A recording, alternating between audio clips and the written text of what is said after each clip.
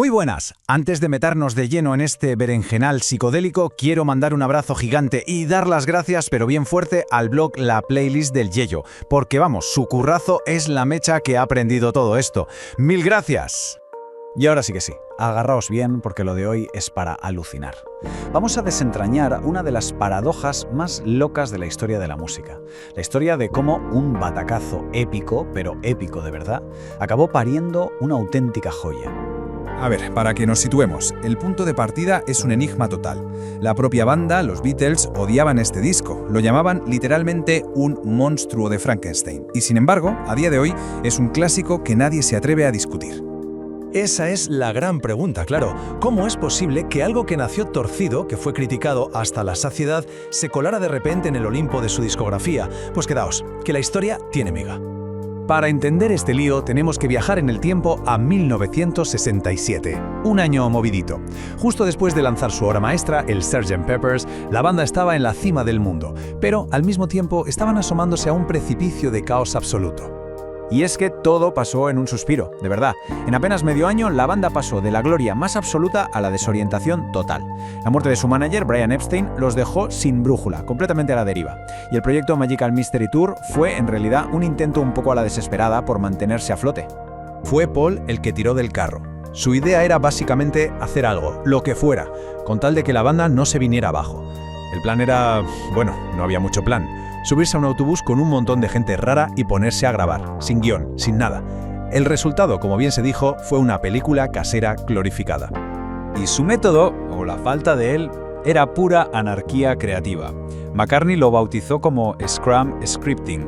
¿Y qué era? Pues literalmente dibujó un círculo en una hoja de papel y fue garabateando ideas sueltas dentro.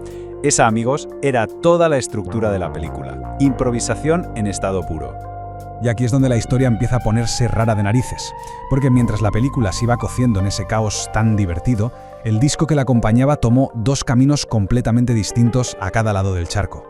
Fijaos bien, en el Reino Unido lo que salió fue algo pequeñito, un doble EP con las 6 canciones de la película, y ya está.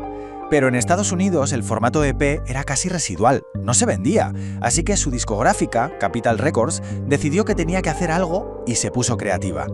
Para rellenar el disco y convertirlo en un LP en condiciones, los de Capitol hicieron lo más sencillo. Cogieron todos los singles que los Beatles habían sacado en 1967 y los metieron en la Carabe. Así, sin preguntar. Crearon un híbrido, un collage que la banda nunca, jamás, había aprobado. Mientras tanto, de vuelta en el Reino Unido, la película por fin estaba lista para su gran estreno en televisión. La expectación era máxima, claro. Pero la reacción... bueno, digamos que no fue la que ellos esperaban, ni de lejos. Fue un desastre, un batacazo monumental. Se emitió el día después de Navidad, el famoso Boxing Day, y la gente en sus casas no entendió absolutamente nada. La crítica la machacó. Por primera vez en toda su carrera, los Beatles se estaban comiendo un fracaso de los gordos. Y ojo, que no fue un fracaso en privado. Se calcula que 15 millones de personas vieron el estreno esa noche. 15 millones de británicos en sus sofás, completamente alucinados, preguntándose qué demonios era aquello que acababan de ver. Sin embargo, y aquí viene lo bueno, en medio de todo ese desastre cinematográfico había algo que brillaba con una luz cegadora. La música. La música era sublime.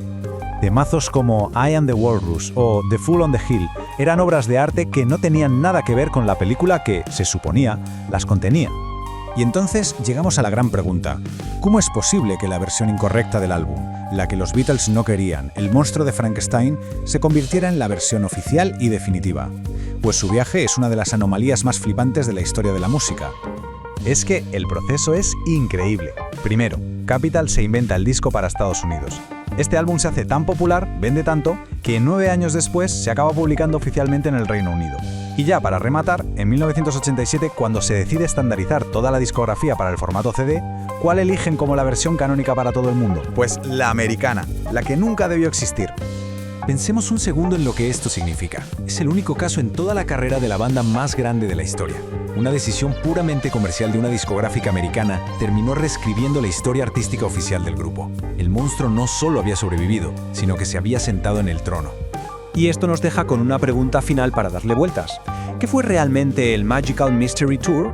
¿Un accidente feliz? ¿Una carambola cósmica que juntó una banda sonora genial con unos singles todavía mejores? ¿O fue, sin quererlo, la jugada maestra de una discográfica que creó una obra de arte por pura necesidad comercial? Sea cual sea la respuesta, la historia es una auténtica pasada. Y este análisis, desde luego, no habría sido posible sin la inspiración del genial blog La Playlist del Yello. Si os gustan la buena música y las buenas historias, de verdad tenéis que pasaros por allí. Nos vemos en la próxima.